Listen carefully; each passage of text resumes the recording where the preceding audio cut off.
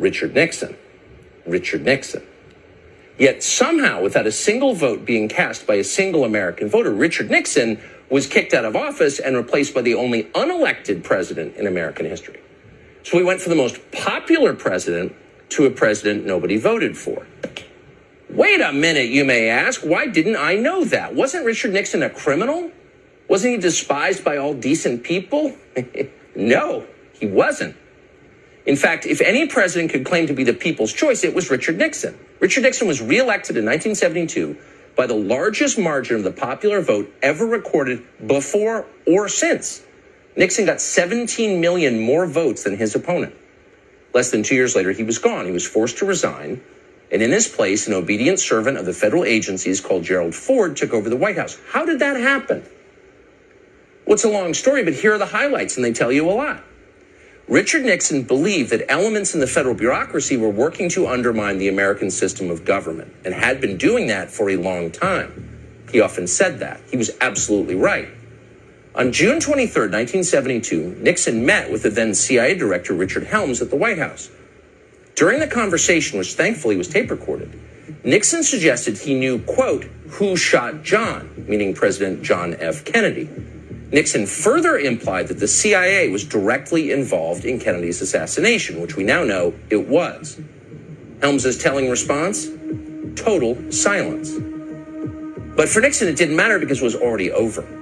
4 days before, on June 19th, the Washington Post had published the first of many stories about a break-in at the Watergate office building. Unbeknownst to Nixon and unreported by the Washington Post, 4 of the 5 burglars worked for the CIA. The first of many dishonest Watergate stories was written by a 29-year-old Metro reporter called Bob Woodward. Who exactly was Bob Woodward? Well, he wasn't a journalist. Bob Woodward had no background whatsoever in the news business. Instead, Bob Woodward came directly from the classified areas of the federal government. Shortly before Watergate, Woodward was a naval officer at the Pentagon. He had a top-secret clearance. He worked regularly with the intel agencies. At times, Woodward was even detailed to the Nixon White House, where he interacted with Richard Nixon's top aides. Soon after leaving the Navy, for reasons that have never been clear, Woodward was hired by the most powerful news outlet in Washington and assigned the biggest story in the country. And just to make it crystal clear what was actually happening, Woodward's main source for his Watergate series was the deputy director of the FBI, Mark Felt. And Mark Felt ran, and we're not making this up, the FBI's COINTELPRO program, which was designed to secretly discredit political actors the federal agencies wanted to destroy, people like Richard Nixon. And at the same time, those same agencies were also working to take down Nixon's elected vice president, Spiro Agnew. In the fall of 1973, Agnew was indicted for tax evasion and forced to resign. His replacement was a colorless congressman from Grand Rapids called Gerald Ford. What was Ford's qualification for the job? Well, he had served on the Warren Commission, which absolved the CIA of responsibility for President Kennedy's murder. Nixon was strong-armed into accepting Gerald Ford by Democrats in Congress. Quote, "We gave Nixon no choice but Ford," Speaker of the House Carl Albert later boasted. 8 months later, Gerald Ford of the Warren Commission was the president of the United States. See how that works?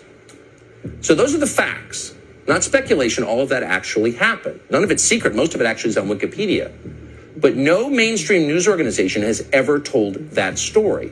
It's so obvious, yet it's intentionally ignored. And as a result, permanent Washington remains in charge of our political system.